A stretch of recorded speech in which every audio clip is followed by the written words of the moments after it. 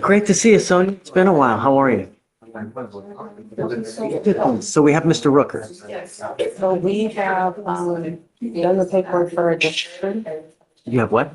We've done the paperwork for a deferred. Okay. Is that what you want to do? Yes, Sean. Okay. Mom and Dad, you can come up. Or hold on. Hold on, guys. I don't know if it's ready yet.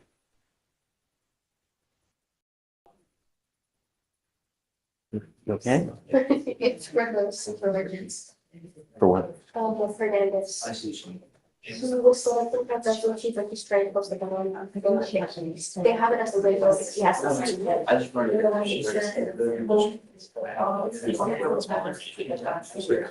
Yeah? Yes. Oh, oh, this is the one that we took in yesterday. Yes. Yeah, that's right. Yeah, that's right. Yeah. Do you have the people bringing on this property? No.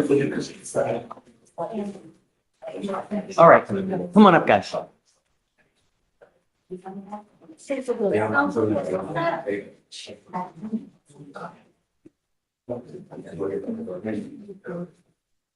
Thank you so much for coming, guys. You know, you're entering into a very you're entering into a very serious agreement now, Mr. Rooker. And if you think that the way that you've acted while you're on bond, it's gonna work like this while you're on probation, you're very mistaken. It's not going to. I'm telling you now, the agreement that you enter into, while it's great if you can complete it because you don't end up with a conviction, you give up nearly every right known to man by entering into this deferred. If you violate any condition, you were looking at an entire year in jail. Do you understand? So is he living with you guys now? Because I can't do this alone. While he's been on bond, it's been a veritable nightmare, trying to even get him here. How are you going to be able to make this when you can't even make it to court? So his situation has drastically changed. He has gone to inpatient rehab. He is currently in outpatient supportive treatment that he attends 3 times a week. He's been opioid free for 6 months now. Fire pause right here. This is huge. A deferred agreement might sound like a second chance, but legally, it's more like walking a tightrope without a safety net. You mess up once, and boom, full consequences hit instantly. Would you take this deal knowing one mistake could cost you a year behind bars? He is working, he has his own vehicle, so things are very different, and he has moved back. So, If I send him for a drug test now, what's going to happen? I'm gonna show it for THC. But I'll make sure. Unacceptable. No means no. I'm going to tell you.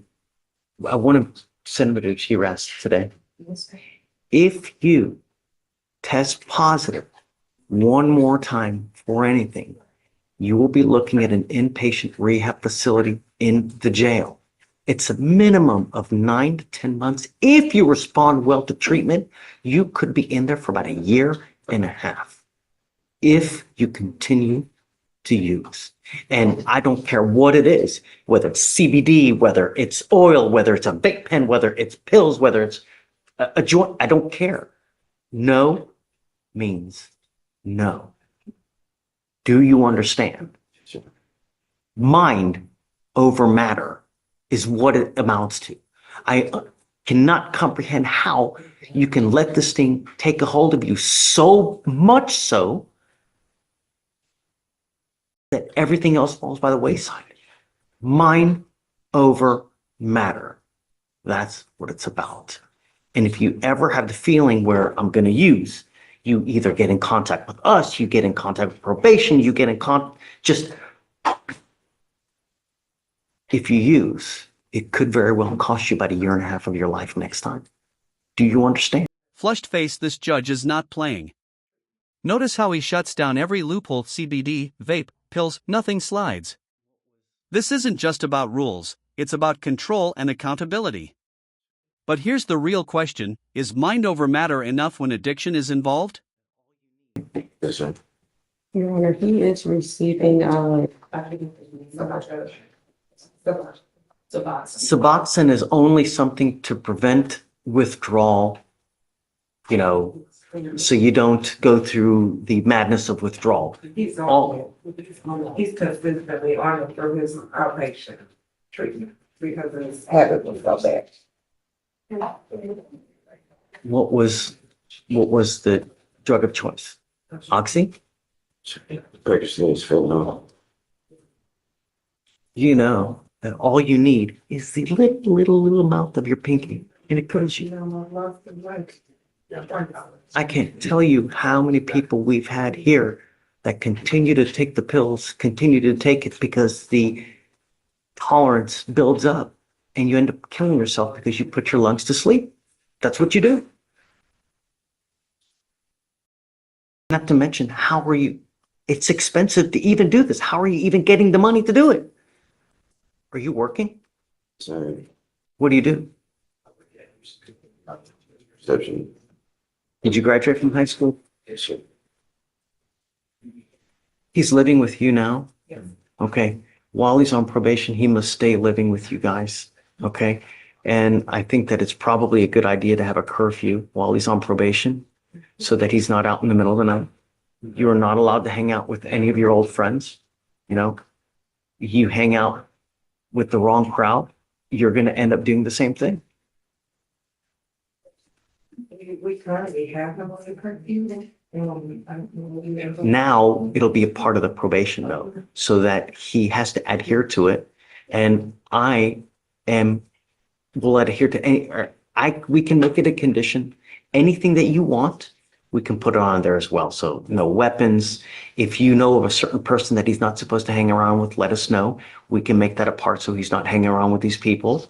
Can't go out at night. No going to any parties. No going to any bars. Hanging out with people who are either convicted felons or of a bad character. So I will let you guys get with Shatoria. You let us know, and then we can make it any kind of anything. What do you think is the appropriate time he should be home? So we had him on, during the week, a 12 o'clock schedule, At midnight? yeah. Oh, no. That's only because. Work. He works. Get off with at a 11. girlfriend. Oh, So, Houston Community College doesn't stay open until 11 o'clock. but Some, he has well, a afterwards. girlfriend. But some girlfriend, Yeah, but afterwards, like last week with the events, some days we'll stay after. not often, but there are Not every- times where they have events, but typically the building. You will have to show what the event is, the time that it ends, and then you get approval. But 10 o'clock is your curfew. I don't want you to 10 o'clock. You take baby steps to earn trust. Trust isn't something that we just give to you. You have continually broken our trust. So I don't want you to do anything to drive you back into the old Mr. Rooker, because it's unacceptable. And the only thing we want is we don't want you to kill yourself. That's all we want. Everyone here, you have a lot to live for. Life is great. You know, the more money you have in life, the better life is. You get to buy nice things. You get to take nice vacations. You go on a cruise. You go, you know, wherever it may be, Hawaii, wherever it may be.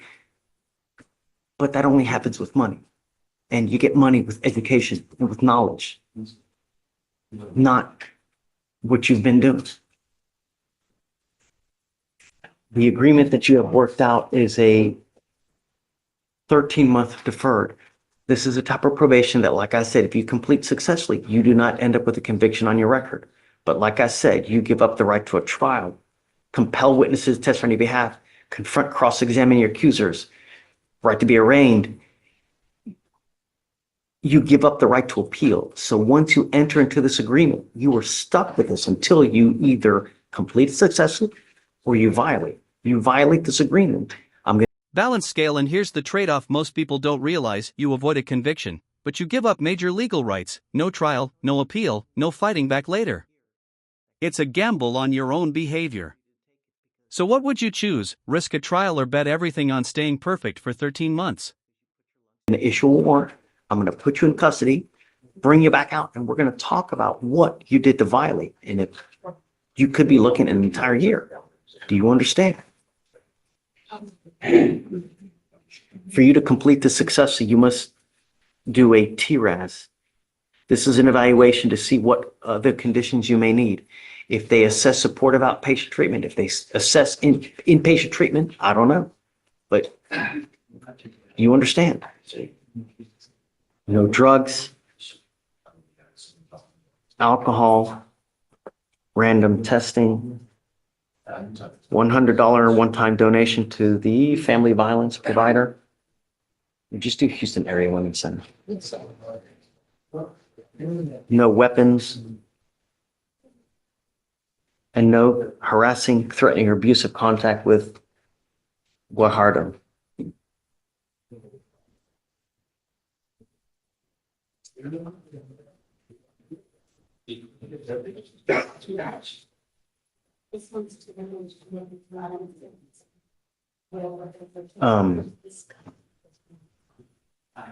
Curfew 10 p.m.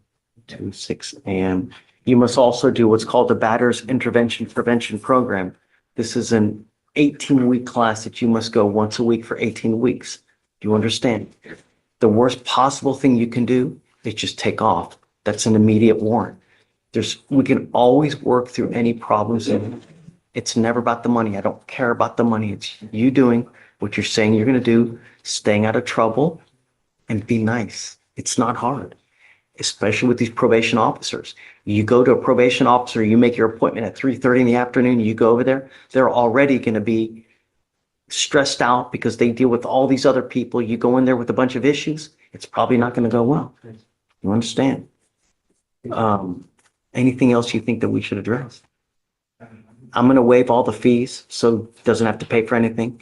With regard to if they do any kind of like intensive outpatient, I'd like to try to qualify for, funding. Yes, sir. We're going to try to keep everything to a minimum as far as money, but you test positive. Do you understand? I want him tested today, and then let's test again in 50 days. Okay. I'm testing you again in 50 days. If you test positive for weed again, you know what happens. Do you understand?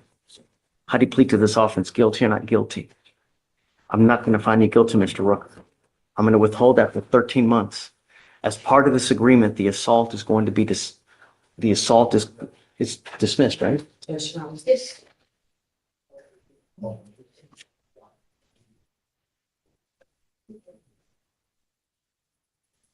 All right, Mr. Rooker, I wish you the best of luck. Make it work. Okay? All right. Thanks, guys. Thank you, Howard.